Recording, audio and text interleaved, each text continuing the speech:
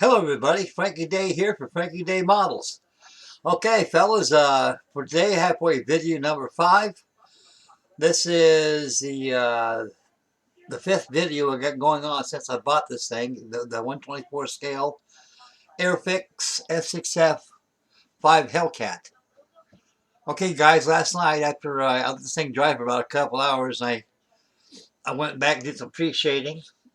Then I got her final colors on, all sea blue. And so it's kind of weathered a little bit here.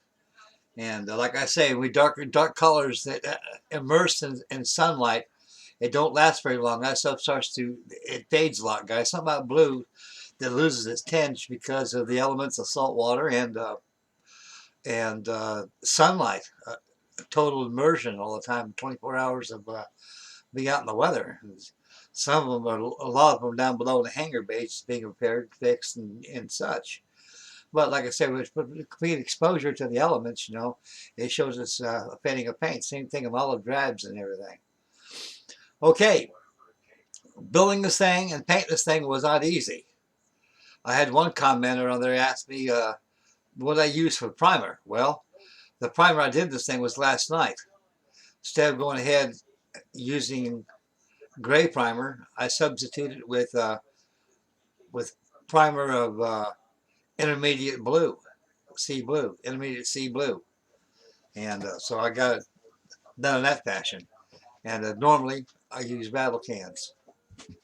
And so you don't want to get too close to rattle cans. You got to back off by about 20 inches or so and give it a dusting. And it'll dry. And give it another dusting again until it's pretty covered. That way, it skirt all the panel lines and everything like that. Because you get too close to rattle cans, that paint will go on real thick and will cover up your panel lines, and it won't be good for washes. So you got to take it easy on that. Reason why I go rattle cans, guys, you get better coverage and it's cheaper. You start buying bottle paint $4 or $5 a jar for paint, and you got ones with bills as big as this thing. You use larger scales, uses up a lot of paint. So I went about a half of a full bottle of intermediate blue I used on this last night.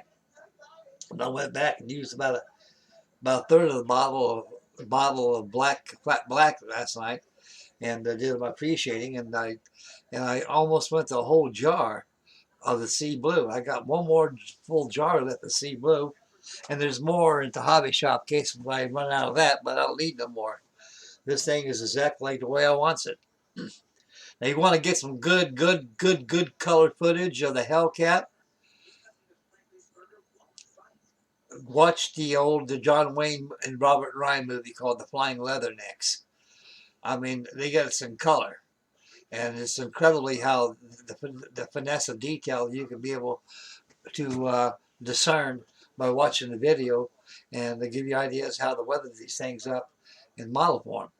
That's how I did in mine.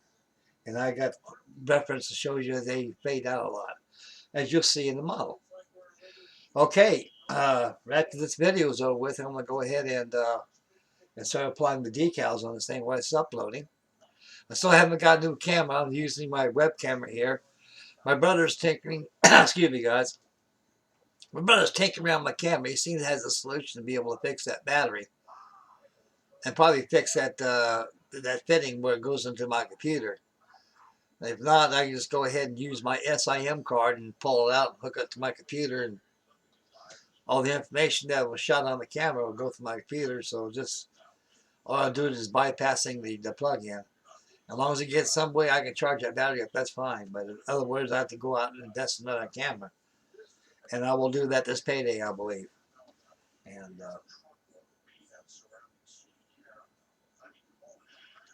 that's about it. And oh yeah, I want to show you guys.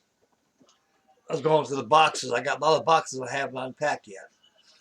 And while I was unpacking the boxes, I ran some pictures of me when I was in the service. You guys get a kick out of this. I was 20, I think I was about 23 years old back then. I was second class bosun's mate. And there's a picture of me right there. Not the same fellow anymore, huh, boys? Not the same fella. So that's what old Frankie Day looked like when I was a young man. And so I figured you guys would get a good charge out of that. You get a better charge watching this. Snuff Chatters, take a look at the Hellcat. I got this makeshift webcam right here I got. Working pretty good to my favor. I can control this thing by using lights. Bring out more brilliance to it. Now this thing is darker than what appears on the video, guys. What you're seeing is with the pre shading and everything, and the sea blue, it covers it very dark. See, it gets dark just the way light hits it. That's exactly what it is. But that's the weathering that was done on these things. Very subtle. I'm gonna go back with some black washes here and there, pin washes, and add the decals on this thing. Underside done the same fashion. It took me 4 hours to paint this thing last night. 4 hours. I went to bed 3:30 in the morning.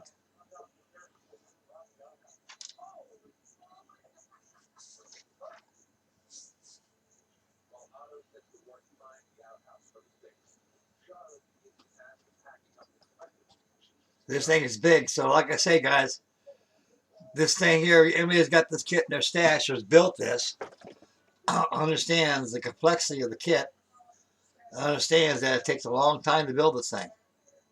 A very long time. And I got to move my maskings I made using my tape. Instead of using that darn Tamiya tape, I always use this. As long as you can see the panel lines in it, it works just as good or better. Now, if you want a real crispy line, you don't have to worry about no paint creeping through. Get yourself some of this here. This is aluminum tape. You can, this right here will give you even on undefined panel, undefined frames on canopies and like that. This will bring it up. That's a tip, right? That's all I do. All bottles treated differently. So anyway, I got her in her with her clothes on. Like I say, guys, it's when I take the light off like that, it gets darker, as you can see. That's just how the light hits it. This is natural how you see it now. Not the light glaring on it.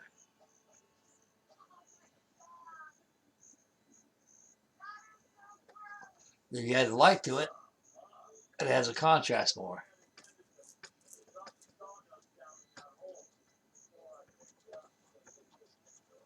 This is a big airplane that's heavy, and it's very expensive, so you don't want to bust this thing.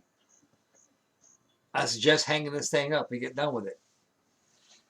If you want to hang it up, you always make the wings have a folding configuration. They can fit in any table if you're not without fuss. And I've got an armament I got to put on this thing too, so I got a long ways to go. So the final reveal on this thing would probably be, it'd probably be by this Friday. Because I got armament I got to put on here. I got the stencils, I got decals on. I got to move the maskings on here.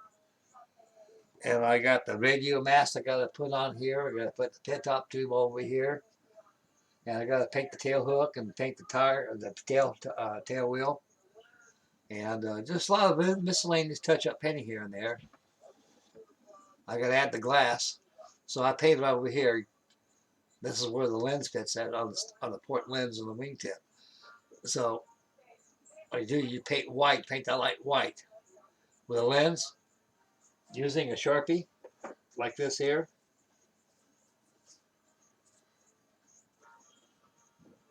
Inside the plastic only.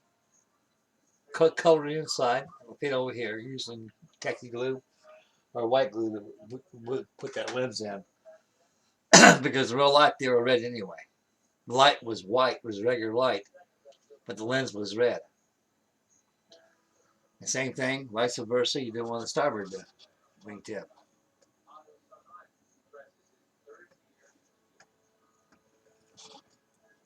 I made this removable. This will come off. will show the whole engine.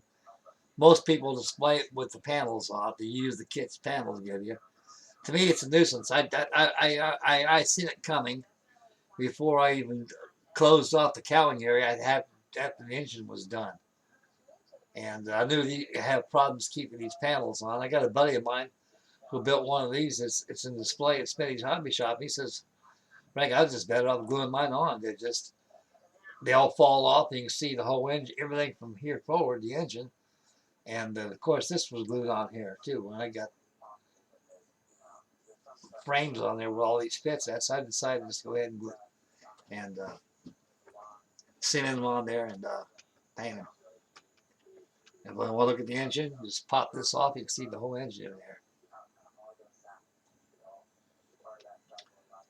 John Wayne and the Flying Leathernecks. So you guys want to get some good reference here, watch that movie. I highly suggest you watch it. I highly likely invite you to watch it. And it's got some really good stuff on a Hellcat in there. These are real Hellcats. These ain't studio mock-ups. These are real Hellcats they used.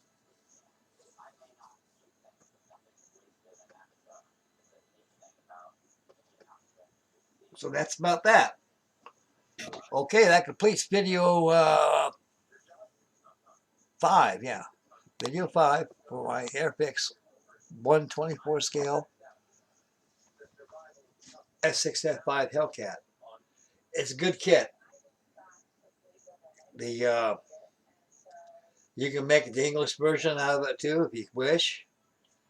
They gave you 3 liveries on the thing. 3 decals, 3 liveries. You get the French, I think you have the French, and United States Navy, and also the Royal Navy. And they use those. So it's optional in 3 liveries. Now, if you decide to want to make it a tricolor one, you're going to have to go get yourself some aftermarket decals, because the decals that give you this only go for all blue only. So let me give you a sample I'm talking about. Just a star and a bar, that's all you get right here. Right here. Sitting there with the insignia blue roundels with the star and bar, you're going to have to get a 1/24 scale decal set, which are out there for the Hellcat, if you want a tricolor one. So I decided to make it the Flying Leatherneck job. Not quite, probably off the box there or the Antenium, to call them Jeep carriers. All these carriers are baby flat tops, they call it. They're made out of merchantman hulls, out of oilers, out of T2, T3 type oil tankers, even cruiser hulls, even C2 and C1 cargo ships. They made flat tops out of those things, baby flat tops. They are greatly used in both theaters, the European campaign and also the South Pacific during the war.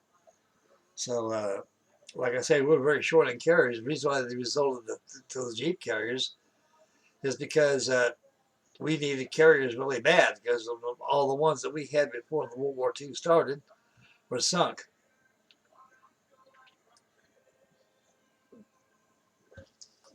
And so that's when the Exodus class carriers came in. But in between, by using merchantmen and cruiser hulls, they make baby flat tops out of it. A lot of these are on. Okay. I think yesterday I showed you guys, after I primed my Hellcat, I bought this about 2 or 3 months ago. I think I showed it to you already. I'll show it to you again while I'm here. It's this Airfix Doolittle Raider.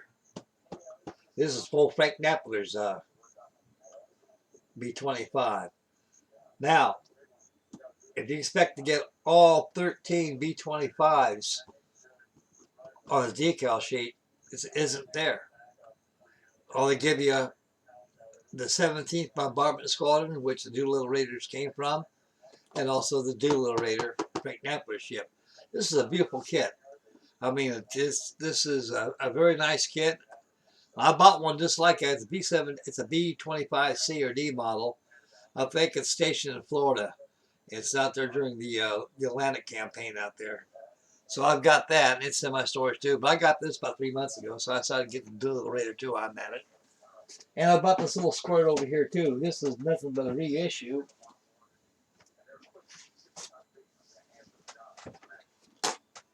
Reissue of the 1960s of the Red Stripe, the Hawker Damon, which is an advanced version of the Hawker Heart, and it's very tiny, and I like them small like that. So I'll probably be venturing on this too. I always like this. I've got the Hawker Fury too. That's the 1/48 scale. That's by Lindbergh. The original manufacturer was Ringo Models who made that one. So Lindbergh's getting a hold of all these old molds. The same thing that Glencoe is doing, and also Landis, which is doing a fine job. They're getting out of those old kits that Overal and Aurora have abandoned since they've been out of business. Okay, this is about it. All I can say for now, guys. So stay posted for the final reveal. Will be on Friday on this Hellcat. Got a good start. It might be earlier. It might be maybe tomorrow, Thursday. It'll be one day this week for certain. And so stay posted for that for the final reveal.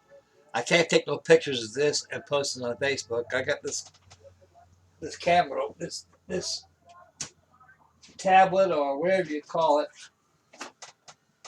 one of these.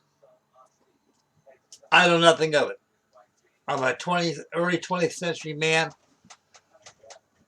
and I just don't have no understanding of that kind of a phone.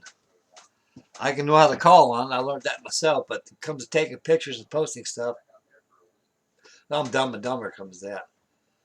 So anywho, so stay posted for the final reveal for the Hellcat, and I'll be working on the Dam Buster probably today. I'm going to get those nacelles filled in and get them painted up, get the Merlin engines going. That'll be it. So this is Frankie Day signing off. Frankie Day Models. Make Mama happy. Take care of the little ones. So we'll catch you guys on the final reveal. We'll see you later, fellas. Bye, guys.